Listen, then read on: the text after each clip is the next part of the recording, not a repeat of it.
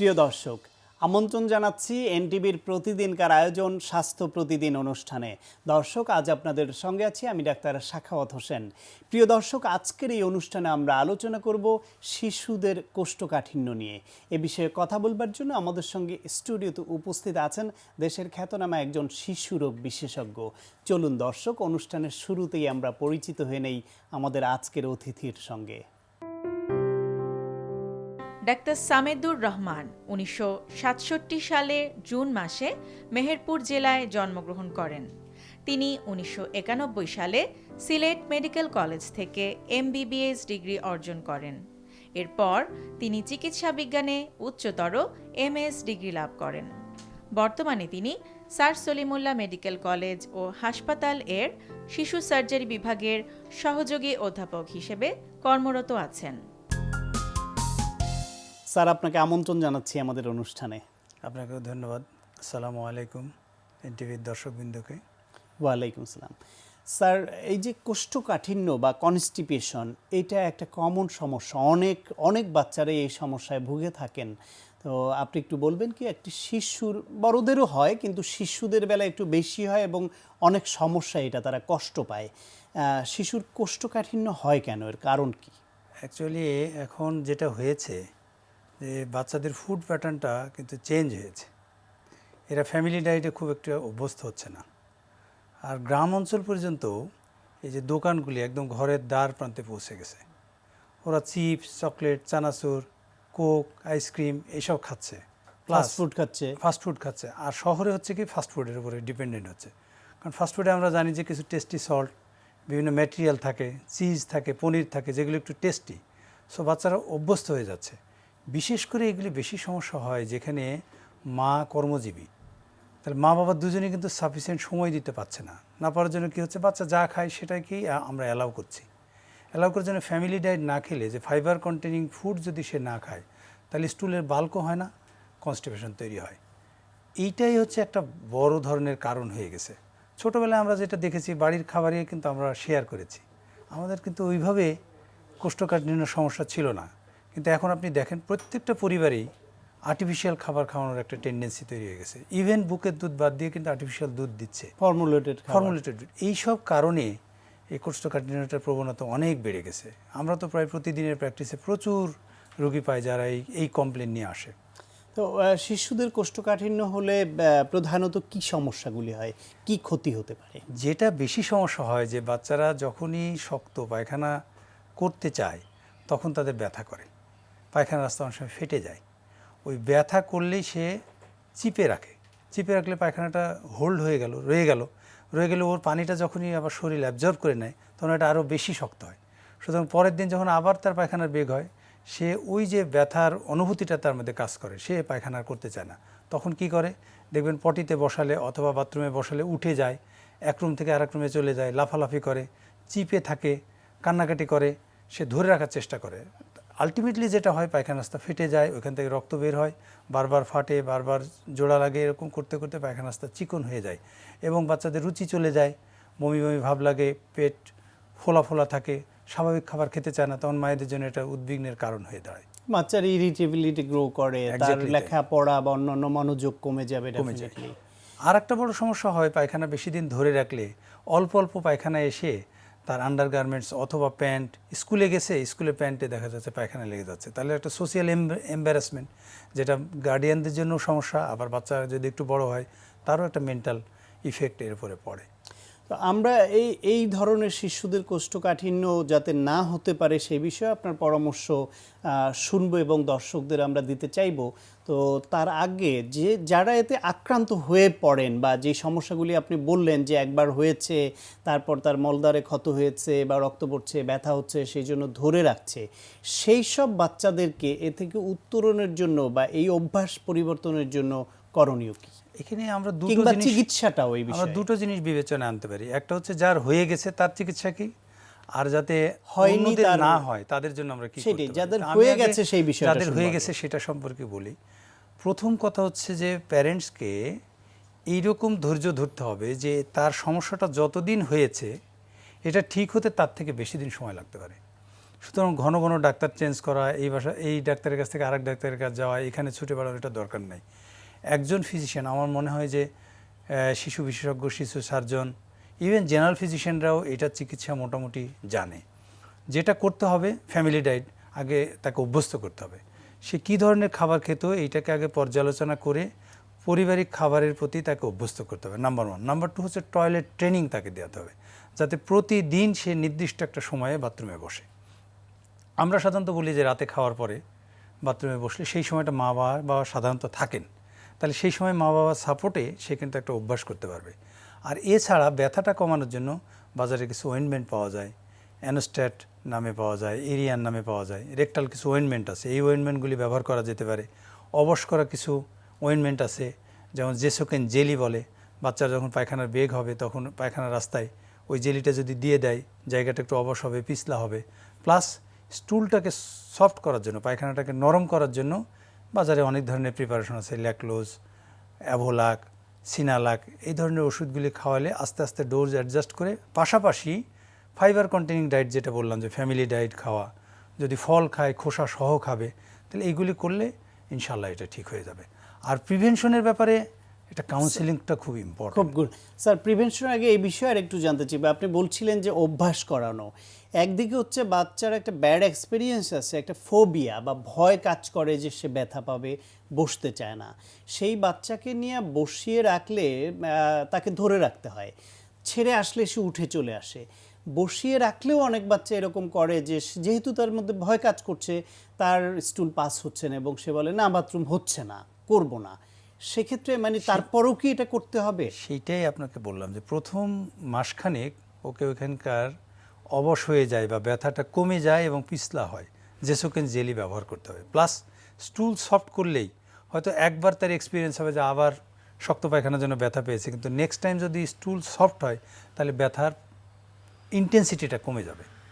তখন আস্তে আস্তে আস্তে আস্তে প্রতিদিন বসতে বসতে শিশুটা যখন দেখবে যে না সে আর ব্যথা পায় না এবং প্রতিদিন এভাবে নিয়ম মাফিক যদি চলে যায় তাহলে কষ্টটা হার্ড হওয়ার সম্ভাবনা নাই, তখন সেই জন্য একটু সময় না। আবার এটাও ঠিক যে মাঝে মাঝে কিন্তু হবে, কারণ আমরা তো হিউম্যান বিইং, যখন সমস্যা থাকে না তো আমাদের কেয়ারটা কমে যায়, তখন কিন্তু আবার ওই নর্মাল ডায়েটে চলে যায়, কেয়ার থাকে না, হতে পারে। কিন্তু এটা মাথায় রাখতে হবে যে আমার বাচ্চা যদি 2 বেলা পোলাও খায়, থার্ড টাইম যেন সে শাকসবজি সহ একটা খাবার খায়।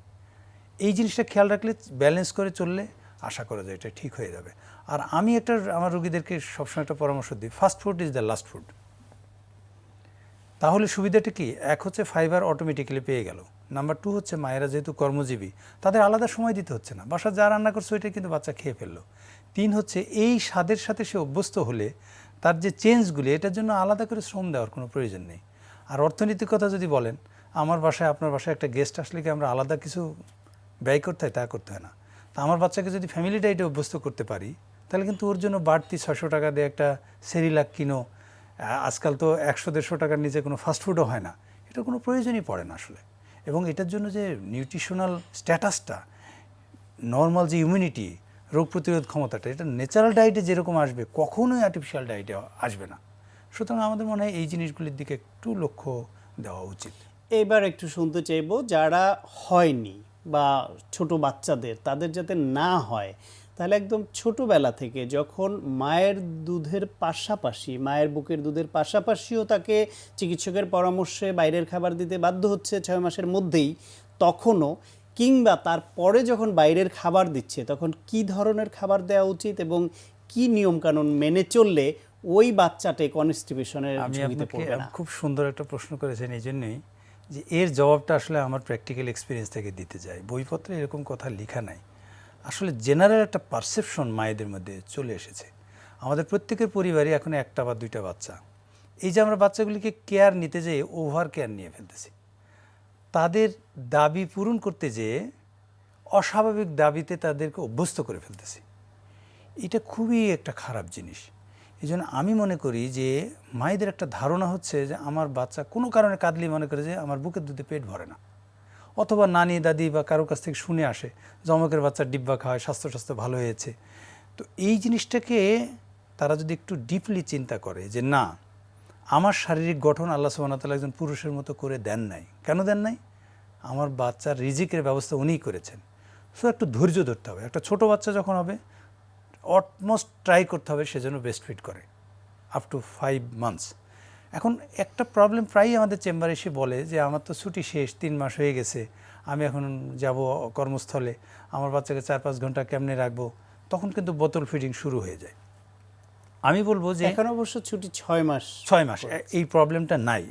অবশ্য প্রাইভেট সেক্টরে এখনো 6 মাস 6 মাস দিচ্ছে না, সবাই সেটা দিচ্ছে না। দিচ্ছে না। সেক্ষেত্রে যেটা করা যেতে পারে যে ব্রেস্ট পাম্প করে রেখে যাওয়া যেতে পারে, নাম্বার 1।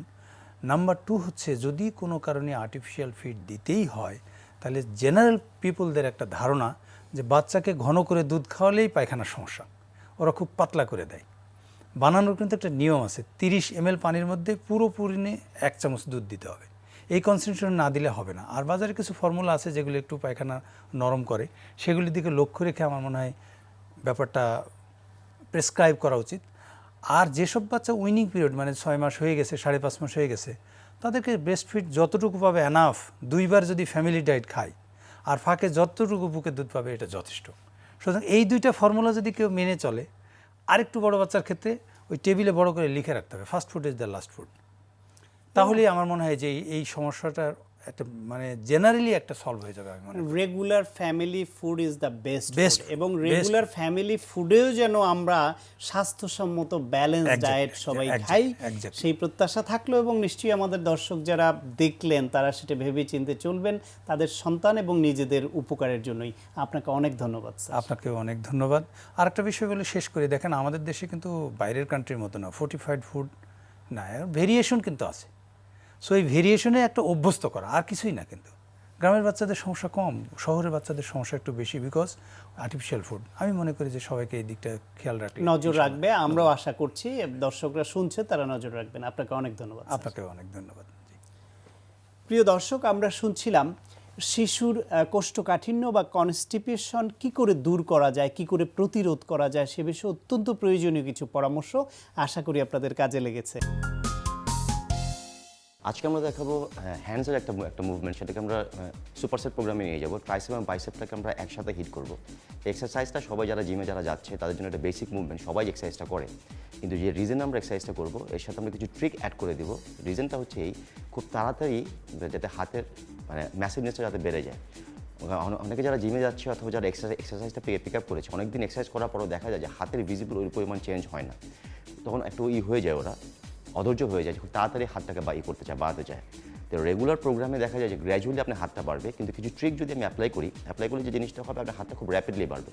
র্যাপিডলি বলতে বোঝাচ্ছে যে একটা ট্রিক আছে, যে ট্রিকের মাধ্যমে আপনি একদিনে আপনার হাতটা 1 ইঞ্চি পর্যন্ত আপনি বাড়াতে পারবেন। এখন প্রথমে আমি এক্সারসাইজটা দেখাবো, এরপরে বলবো যে ট্রিকটা কীভাবে আপনি করবেন। যদি ট্রিকটা আপনি কমপ্লিটলি যদি করেন ফলো করেন, তাহলে জাস্ট উইদিন 24 আওয়ার্সে আপনার হাতের ভিজিবিলিটি 1 ইঞ্চি বেড়ে যাবে। এখন প্রথমে দেখুন যে এক্সারসাইজটা আমরা কীভাবে করবো, এরপর আমি ট্রিকটা বলে দিচ্ছি আপনাদের। ওকে। ট্রেডিশনাল যে ট্রাইসেপের যে মুভমেন্টটা, তো বেসিক মুভমেন্ট, সেটাকে আমরা বলি হচ্ছে ফ্রেঞ্চ প্রেস। সেটা হচ্ছে ট্রাইসেপের স্ট্যান্ডিং অবস্থায় করবো আমরা। ওকে, গো। খেয়াল করবেন, আগেও আমরা দেখিয়েছিলাম এই মুভমেন্টে, বেসিক মুভমেন্টে কীভাবে এক্সারসাইজটা করতে হয়। যে আপার আর্মস ফিক্স থাকবে, শুধু 4 আর্মসটা আপ ডাউন করবে এবং অল দ্য ওয়ে নামবে, নিচের দিকে নামবে, উপরে উঠবে। নিঃশ্বাসটা হচ্ছে নাক দিয়ে নিবে, যখন নামবে উঠবে তখন মুখ দিয়ে ছাড়বে। ওকে, এইটা 12 রেপিটেশন যখন আপনার শেষ হয়ে যাবে তখনই জাস্ট এটা রাখবেন। ওকে, রাখার পরে সঙ্গে সঙ্গে আপনার অপোজিং মাসল যেটা বাইসেপের সেটাতে আপনি হিট করবেন। গো। এখানে সেম থাকবে, আপনি খেয়াল রাখবেন যাতে আপনার এলবোটা সামনের দিকে না যায়। এলবো সামনের দিকে চলে গেলে আপনার ডেলসে মাসেলে গিয়ে কাজ করবে। ম্যাক্সিমাম আপনার মুভমেন্টটা হবে হচ্ছে আপনার 4 আর্মস থেকে, আপার আর্মসটা থাকবে, কিন্তু পাওয়ারটা থাকবে হচ্ছে আপনার বাইসেপ থেকে। যখনই 12 রেপিটেশন হয়ে যাবে তখন রেখে দিবেন। এটা এই 2টা এক্সারসাইজ মিলে এটাকে আমরা বলি 1 সেট। আমরা এই প্রোগ্রামটাকে বলছি হচ্ছে সুপার সেট। এভাবে আপনি 3 সেট মারবেন। রিপিটেশন হবে এমন একটা ওয়েট নেবেন যে ওয়েট আপনি 12, গ্র্যাজুয়ালি একটু বাড়াবেন, অল্প করে বাড়াবেন 10, এরপর গ্র্যাজুয়ালি বাড়াবেন 8, 12, 10, 8, এই 3 সেট। ওকে, এখন আপনি বলবেন যে এক্সারসাইজটা কিন্তু আমরা সবসময় করি এবং যে কোনো জিমে গেলে এক্সারসাইজটা কিন্তু সবাই করে, তাহলে আমি 24 ঘন্টা 1 ইঞ্চি কীভাবে বাড়াবো হাতটা। ট্রিকটা হচ্ছে এই, আপনি এক্সারসাইজটা যখন আপনি যদি মনে করেন আপনার প্রোগ্রাম থাকে যে আপনি হাতটাকে আগে বাড়াবেন, তাহলে যে জিনিসটা করবেন, আপনি আপাতত অ্যাটলিস্ট 48 আওয়ার্স মানে জিমের কোনো মুভমেন্ট করা অথবা যে কোনো ধরনের এক্সারসাইজ করা আপাতত বন্ধ করবেন। 48 আওয়ার্স বন্ধ করার পরে যেদিন এই প্রোগ্রামে যাবেন সেদিন যে জিনিসটা করবেন, সকালে ঘুম থেকে ওঠার পর থেকে রাতে ঘুমাতে যাওয়ার আগ পর্যন্ত এভরি 1 আওয়ার আপনি এই এক্সারসাইজটা 3 সেট করে মারবেন। It's very very simple. এই এক্সারসাইজটা করতে আপনার 5 থেকে 6 মিনিটের বেশি লাগবে না, কিন্তু খেয়াল করবেন যে এভরি 1 আওয়ার এইটা করবেন এবং খেয়াল রাখবেন যে সারাদিনে যাতে অ্যাটলিস্ট 8 বার এই জিনিসটা হয় আপনার, মানে 1 ঘন্টা পর পর যাতে 8 বার হয়, মানে অ্যাটলিস্ট আপনার 8 ঘন্টা যাতে আপনি এইতে থাকেন, প্রোগ্রামে থাকেন। এরপর আবার 48 আওয়ার্স আপনি রেস্টে চলে যাবেন, কোনো ধরনের মুভমেন্ট করবেন না, না চেস্টের, না ল্যাটসের, না লেগসের, কোনো কার্ডিওভাস্কুলার মুভমেন্ট কিছুই আপনি করবেন না। আবার 48 আওয়ার্স চলে যাবেন রেস্টে চলে গেলে 48 আওয়ার্স পরে যদি আপনি মেজারমেন্ট নেন, দেখবেন যে মিনিমাম 1 ইঞ্চি হাত আপনার বেড়ে গেছে। কারো আবার দেখা যায় 1 ইঞ্চির বেশি বেড়ে যায়। তো একটা জিনিস খেয়াল রাখবেন, এইটা করার সময় আপনি কোনো রকমের যদি আপনি যদি প্রোটিন ইনটেক যদি না করেন, যদি আপনার ফুড হ্যাবিটে কোনো রকম যদি নিউট্রিশন যদি কমে যায়, তাহলে কিন্তু এই পরিমাণ ভিজিবল চেঞ্জ হবে না। বরং বলবো কিছু কিছু ক্ষেত্রে আপনি আপনার খাওয়াটা বাড়িয়ে দেবেন, কিন্তু খাওয়া মানে কি বাড়াবেন না, ফ্যাট বাড়াবেন না, কার্বস বাড়াবেন না। কার্বস এবং ফ্যাট যা থাকে তাই থাকবে। এর সাথে আপনি যে জিনিসটা করবেন যে আপনি প্রোটিনটা করে দিবেন, বাড়িয়ে দেবেন। বাড়িয়ে দিলে 48 আওয়ার্স পরে যে এইটা পাবেন। 48 আওয়ার্স পরে আপনি যে নর্মাল মুভমেন্টটাই করতে পারবেন। তবে এই প্রোগ্রামটা আপনি প্রত্যেক সপ্তাহে কখনোই আপনি যদি করেন, তাহলে আপনার কিন্তু মাসলগুলো কিন্তু ব্রেকডাউন হবে। এটা আপনি যেটা করতে পারেন 2 থেকে 3 মাস পরে একবার করতে পারেন। এইভাবে গ্র্যাজুয়ালি আপনি হাতের ম্যাসকুলারিটি অথবা মেজারমেন্টে আপনি অ্যাডাপ্ট করতে পারবেন। প্রিয় দর্শক, যারা ডায়াবেটিসে আক্রান্ত, কিছু খাবার তাদের ডায়াবেটিসকে বাড়িয়ে দিতে পারে, অথবা এখানে পরিমিত খাবার খাওয়ারও অত্যন্ত গুরুত্ব আছে। তাই চলুন এ বিষয়ে একজন পুষ্টিবিদের কাছ থেকে জেনে নেই ডায়াবেটিসে আক্রান্তরা কি খাবেন, কেন খাবেন। প্রিয় দর্শক, ডায়েট নিয়ে আজকাল আমরা সবাই কিন্তু অনেক বেশি ভেবে থাকি এবং ডায়েটের গুরুত্ব কিন্তু এখন অনেক বেশি। আজকে আমি আপনাদেরকে যারা ডায়াবেটিক রোগী তাদের ডায়েট সম্বন্ধে একটু ধারণা দিতে চাই। ডায়াবেটিস হলে সবারই কিন্তু ধারণা যে খাদ্যটাকে, বিশেষ করে কার্বোহাইড্রেটকে নিয়ন্ত্রণ করতে হবে, কারণ এটা যেহেতু রক্তের শর্করার সাথে রিলেটেড একটি রোগ এবং মেটাবলিক একটি ডিজিজ, তাই আমাদের সবারই ভাবনা হচ্ছে কিভাবে রক্তের ব্লাড সুগারকে নিয়ন্ত্রণ করা যায়। কিন্তু অনেক রোগীদেরই এই সম্বন্ধে ধারণা নেই যে আসলে কিভাবে ডায়াবেটিসের ডায়েট মেনটেন করলে খুব সহসাই আপনি ডায়াবেটিক জনিত জটিলতাগুলো থেকে নিজেকে মুক্ত রাখতে পারবেন। সবচেয়ে প্রথম হচ্ছে যারা ডায়াবেটিক রোগী আছেন তাদের হচ্ছে সময় মেনটেন করতে হবে। আমি সবসময় আমার রোগীদেরকে বলে থাকি যে ডায়াবেটিস মানেই হচ্ছে এটি একটি ক্লক ডিজিজ, অর্থাৎ আপনি যদি ঘড়ির কাঁটার সাথে নিজের খাবারগুলোকে মেনে চলতে পারেন, সেই ক্ষেত্রে অনেক সহসাই কিন্তু আপনি রক্তের ব্লাড সুগারকে নিয়ন্ত্রণ করতে পারবেন। কিন্তু অনেকেরই একটি ভুল ধারণা হচ্ছে যে শুধু ভাত আর রুটি কম খেলেই মনে হয় ডায়াবেটিস নিয়ন্ত্রণে থাকবে। এটি কোনো কোনো ক্ষেত্রে কিন্তু অনেক ধরনের জটিলতাও তৈরি করে থাকে। তাই রক্তের শর্করাকে খুব সঠিকভাবে নিয়ন্ত্রণের জন্য সকালের খাবারটিকে আপনি অবশ্যই 8টা থেকে 8:30টার মধ্যে শেষ করে ফেলবেন। অবশ্যই আপনাকে 11টা 10:30টার মধ্যে একটি মধ্য সকালের খাবার খেতে হবে এবং দুপুরের খাবারটি আপনি চেষ্টা করবেন 1:30টা থেকে 2টার মধ্যে শেষ করতে। অবশ্যই ভুলবেন না 4টা থেকে 5টার মধ্যে একটি হালকা খাবার নিতে। এবং যারা ডিনারের ব্যাপারটাকে সবচেয়ে বেশি গুরুত্ব দিবেন, কেননা আপনার ডিনারের টাইমিং যদি ঠিক না থাকে সেই ক্ষেত্রে কিন্তু ফাস্টিং ব্লাড সুগার যেটা বলি আমরা, সেটা অনেক বেড়ে যেতে পারে। আর এই ফাস্টিং ব্লাড সুগারই কিন্তু আমাদের সারাদিনের সুগার অর্থাৎ র্যান্ডম সুগারটিকে নিয়ন্ত্রণ করতে সাহায্য করে। সেই জন্য ডিনারটি অবশ্যই আপনি 8টা থেকে 8:30টার মধ্যে শেষ করে ফেলবেন। অবশ্যই ভুলবেন না রাতে শোয়ার আগে অর্থাৎ 10টা থেকে 10:30টার মধ্যে আরেকটি খাবার নিতে। সাধারণত যারা ইনসুলিন নেয় তাদের জন্য এই খাবারটি অনেক বেশি জরুরি, কেননা ইনসুলিন যারা নিচ্ছেন তাদের কিন্তু অনেক সম্ভাবনা থাকে মধ্যরাতে অর্থাৎ 2টা থেকে 3টার দিকে বা ভোর রাতের দিকে হাইপোগ্লাইসেমিয়া হয়ে যাওয়ার, যেটা খুবই মারাত্মক এবং ঝুঁকিপূর্ণ। এবং এই ক্ষেত্রে আমরা শোবার আগে সবসময় সাজেশন দিয়ে থাকি রুগীকে দুধ বা দুধ জাতীয় কোনো খাবার, যেমন সেটা টক দই হতে পারে। সুতরাং আপনি ডায়াবেটিস রুগীদেরকে আজকে আমি এটাই বলতে চাই যে খাবার শুধুমাত্র নিয়ন্ত্রণ না, মিষ্টি খাবার অ্যাভয়েড করলেই শুধু হবে না। ডায়াবেটিসকে প্রপারভাবে নিয়ন্ত্রণ করতে হলে আপনাকে খাবারের সময়টাকে অবশ্যই মেনে চলতে হবে। অর্থাৎ ডিসিপ্লিন ছাড়া কখনোই ডায়েট প্রপার ওয়েতে মানলেও সেটা আপনার কাজে লাগবে না। ডায়াবেটিসের প্রথম রুলসই হচ্ছে ডিসিপ্লিন এবং ডায়েট।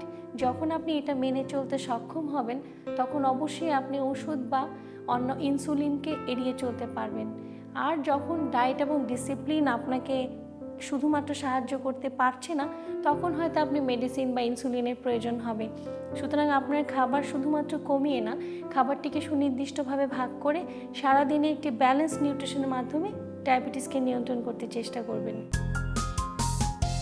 প্রিয় দর্শক, এখন আপনাদের জন্য রয়েছে স্বাস্থ্য প্রতিদিন আজকের হেলথ টিপস। ঘন ঘন অ্যান্টাসিড জাতীয় ঔষধ গ্রহণের ফলে নানা স্বাস্থ্য সমস্যা দেখা দিতে পারে, তাই এ ধরনের অভ্যাস পরিহার করুন। যে কোনো ঔষধ গ্রহণের পূর্বে চিকিৎসকের পরামর্শ নিন। প্রিয় দর্শক, এই অনুষ্ঠান সম্পর্কে আপনাদের যে কোনো মতামত বা পরামর্শ থাকলে অবশ্যই লিখে জানাবেন এই ঠিকানায়।